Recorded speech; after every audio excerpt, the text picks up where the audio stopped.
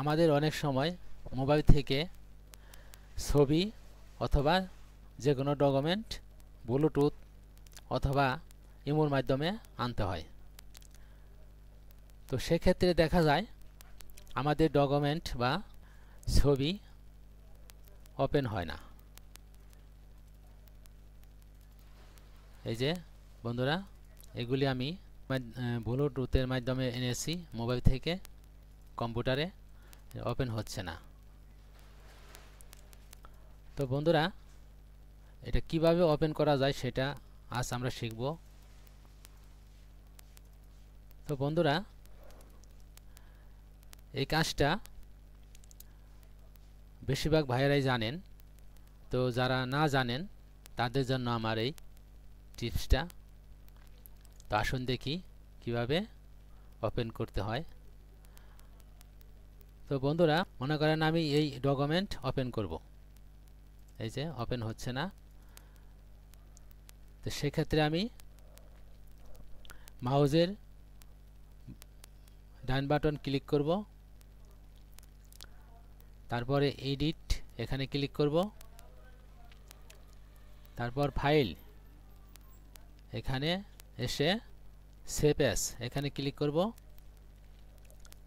তারপর বন্ধুরা, save as tips এখানে ক্লিক করে জিপিজি এখানে ক্লিক করব। জিপিজি আমাদের হলো। তারপর বন্ধুরা, ফাইলের নাম দিব। তো যে কোনো নাম দিতে পারি বন্ধুরা, আমি যে কোনো নাম দিতে পারি। যেমন আমি দিলাম এ দিয়ে সেভ করলাম, সেভ, ওকে। তারপর আমি এখানে কেটে দিব, ক্রস করব। এখন বন্ধুরা, এখানে যদি আমি ক্লিক করি, এই যে আসবে না, অথচ আমার এই যে এই যে ডকুমেন্ট, এই ডকুমেন্ট একই, তো এটা আসবে না। কিন্তু এখানে যদি ক্লিক করি, এই যে এটা আমাদের ওপেন হলো। তো বন্ধুরা, এভাবেই আপনারা খুব সহজেই যে কোনো ছবি বা ডকুমেন্ট ওপেন করতে পারবেন, অতি সহজেই। তো এভাবেই ওপেন করবেন। তো বন্ধুরা, যদি আপনারা এটা পিন করেন তো পিন করতে পারবেন অতি সহজেই। এই যে এভাবে কাটবেন। আর একটু বাঁকা আছে, আসুন বাঁকাটা আমরা সোজা করি।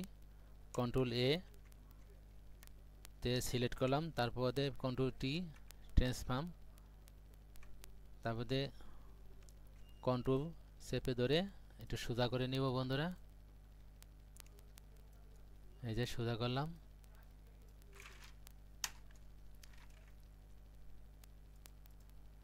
এখন একটু কেটে নিব।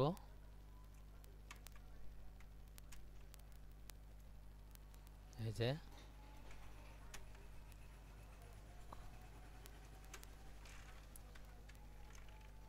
মোটামুটি ভালোই হয়েছে। আমরা এভাবে কাটবো। এখন আমরা একটু ক্লিয়ার করব।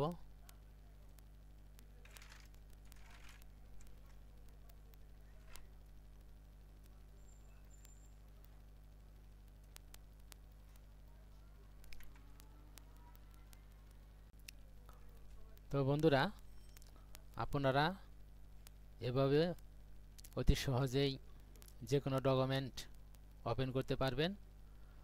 তো আজ এ পর্যন্তই। সবাই ভালো থাকেন। ধন্যবাদ সবাইকে।